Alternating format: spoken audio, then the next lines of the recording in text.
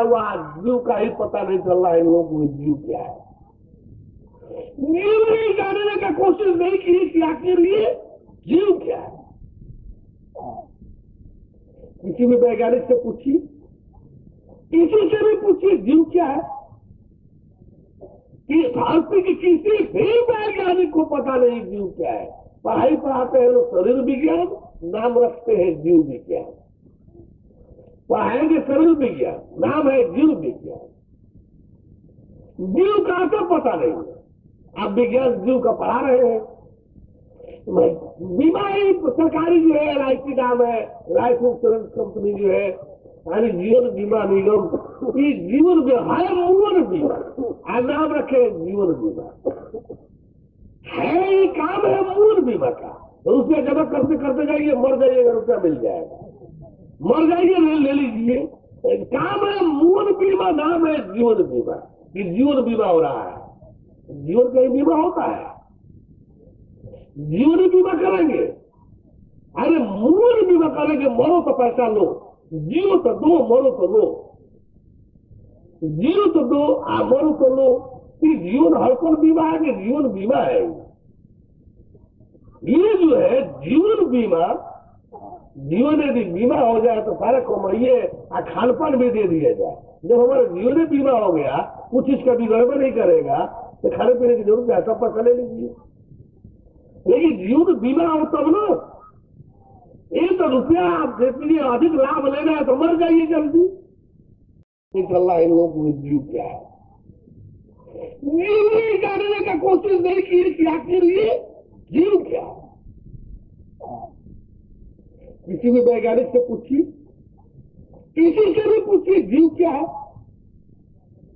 कि भारतीय के किसी भी वैज्ञानिक को पता नहीं जीव क्या है। पढ़ाई पढ़ाते हैं लोग शरीर विज्ञान, नाम रखते हैं जीव विज्ञान। पढ़ाएंगे शरीर विज्ञान, नाम है जीव विज्ञान। जीव का तो पता नहीं है। आप विज्ञान जीव का पढ़ा रहे हैं। बीमा ही सरकारी जो है LIC नाम है, लाइफ इंश्योरेंस कंपनी जो है, यानी जीवन बीमा निगम, ये जीवन है मूल बीमा, नाम रखे जीवन बीमा है। ये काम है मूल बीमा का। तो रुपया जमा करते करते जाइए, मर जाइएगा रुपया मिल जाएगा, मर जाइए ले लीजिए। काम है मूल बीमा, नाम है जीवन बीमा। कि जीवन बीमा हो रहा है, जीवन का ही बीमा होता है, जीवन बीमा करेंगे।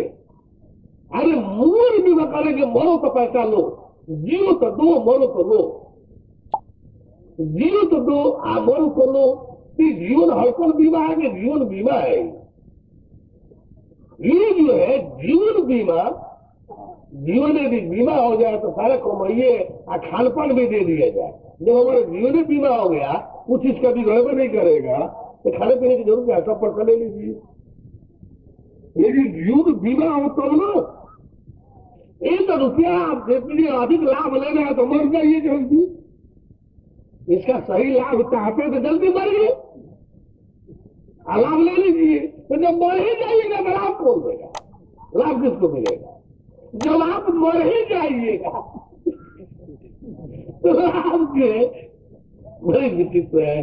बोले प्रभु परमेश्वर की। तो इस तरह से जो है जीवन बीमा मोल बीमा नहीं बताए। कल बता रहे थे कि अभिलाष साहब वाला 108 कह रहे थे।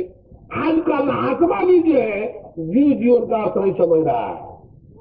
बस पोशाक पहन लिया, महात्मा जी हो गए, उपदेश देने लगे, पता जीव का भी नहीं है। जीव का पता नहीं, ईश्वर परमेश्वर तो दूर रहा, जीव का भी तो पता नहीं है। हो गए गुरु जी, हो गए महात्मा जी। यानी जो ज्ञानी पुरुष था, जिसको ज्ञान का रहस्य मालूम था, उसके लिए टाइटल थी 108 श्री 108 श्री फला। यानी 108 टाइटल जैसे जो PhD कर लिया तो लिख दिया डॉक्टर की उपाधि मिल गई, तो डॉक्टर फला। तो डॉक्टर फला लिखने का मतलब कि वो PhD होल्डर है, वो डॉक्टरेट कर चुके हैं, वो शोध कर चुके हैं। तो डॉक्टर फला, तो जैसे ये उपाधि दी जाती थी कि डॉक्टर फला, वैसे उपाधि थी ज्ञानी की श्री 108 श्री। तो 108 की टाइटल जो थी, अर्थात इनको प्रकृति का भी ज्ञान है, इनको चेतन आत्मा ईश्वर ब्रह्म का भी ज्ञान है, और एक परम ब्रह्म परमेश्वर जो उसका भी ज्ञान है। तीनों का पूर्ण ज्ञान जिसको होता था उसकी टाइटल थी 108, क्योंकि अर्थना प्रकृति है, जीरो जैसा शून्य जैसा आत्मा ईश्वर ब्रह्म चेतन ज्योति है, और एकम एक वही वन गाड जो है वो परमात्मा परमेश्वर परम ब्रह्म होता है। तो 108 सबसे सुप्रीम पोजिशन पर गॉड, सेकेंडरी ग्रुप में चेतन ज्योत आत्मा ईश्वर ब्रह्म, और थर्ड रोल में जो है अस्थला प्रकृति, आकाश वायु अग्नि जल थल पंच भौतिक पदार्थ और मन बुद्धि अहंकार, ये अस्थला प्रकृति है, ये प्रकृति अपरा प्रकृति है। ये अपरा प्रकृति हो गया, चेतन ज्योत परा हो गया, और अपरा परा दोनों संचालित है जिससे वो जो है परमात्मा परमेश्वर परम ब्रह्म एक हो गया। तो जिसको इन तीनों की जानकारी थी वो 108 होता था। अब जो है जैसे बता रहे थे कि जब ये गणना देखे कि उस सब पहुंचे हुए परमहंस है, वो हंस को पैदा करने वाले, हंस जहां से पैदा होता है वो परमहंस होता है, जिसको जड़ जगत की भी जानकारी है, सोहन हंस की भी जानकारी है, और सोहन हंस को बनाने बिगाड़ने पैदा करने और लय विलय करने की क्षमता शक्ति जिसमें है वो होता था परमहंस। परमहंस परमात्मा की टाइटल है, परमहंस अवतारी की टाइटल है, परमहंस परिपूर्ण अवतार की टाइटल है। तो इन सब जो साधु बन गए अपने को परमहंस लिखने लगे, ताकि हम जो है ज्ञानी लोग जाने, ज्ञानी परमहंस लिखने लगे। अपने को 108 का अर्थ मालूम नहीं हुआ तो देखा देखी वो 108 लिख रहे हैं, तो हम उनसे भी पढ़े, हम सिर्फ 1008 नहीं लिखे हुआ, तो वो कहे कि ना हम उनसे भी पढ़े, तो श्री अनंत नहीं लिखेंगे। एक पात्री वगैरह जो है सभी श्री अनंत नहीं लिखने लगे थे सब। पता 300 को जीव का भी नहीं था, पता 300 को जीव का भी नहीं था, लाखों लोगों को बर्बाद कर दिया, सब नाश के मुंह में पहुंचा दिया। झमेल में फंसा करके यही धर्म है, इस धर्म की लक्ष्यदार व्याकरण से तोड़ मरोड़ करके जो उसके अनुयायी है सब फंस करके वो रावणी वृत्ति में चले गए, आसुरी वृत्ति में जा रहे हैं। वो धर्म से उनको कोई लेना ही देना नहीं है। मंदिर की बात करेंगे तो मंदिर तो लंका से अधिक मंदिर कहाँ था। हनुमान जी जब घूमने लगे तो मंदिर प्रतिकर्ष था। हनुमान जी हर मंदिर खोज करने लगे, देखे तो सब उसमें मिले, सब कोई बैठे, वो अगर तो जो गए उनको मिले। घर तो शायद लंका में एक मिला कि राम नाम अंकित गृह, गृह कहा गया विषय की कोशिश दिया को कि राम नाम अंकित था उसमें, अंकित। अब राम नाम की महिमा जो है, जो भगवत सत्ता शक्ति की महिमा जो है वो अंकित था। वो रावण जानता तो चलने नहीं देता, वो अंक में 108 लिख दिए होंगे, उनको ब्रह्मांड परमेश्वर का पता हो गया, 108 लिख दीजिए और भगवान का संकेत हो गया। जो है उसको 786 कहते हैं, मुस्लिम जो 786 कहते हैं।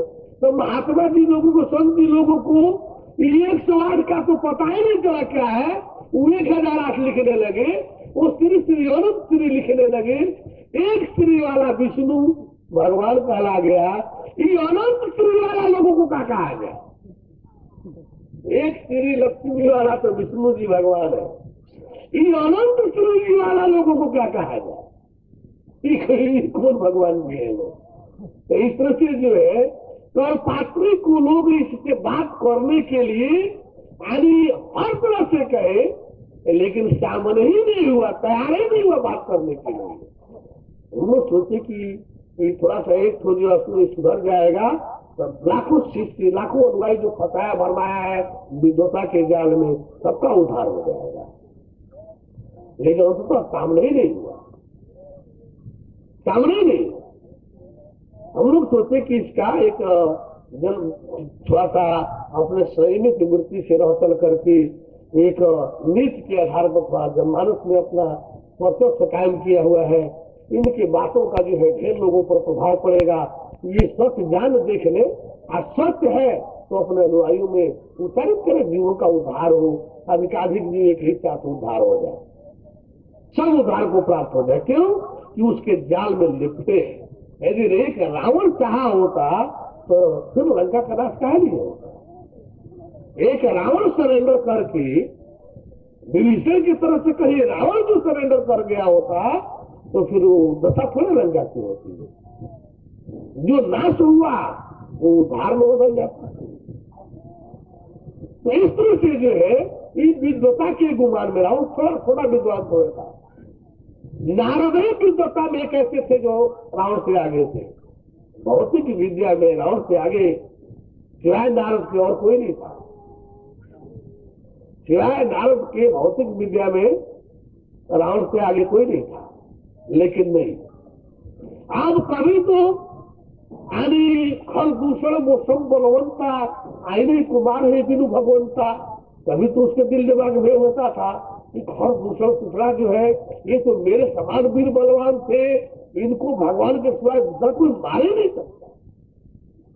कभी का होता था कि मरकतहीन करो मही जाई, आजिए तो धरो तापस दो भाई, तो सब चीज दो भाई दिखाई देता था।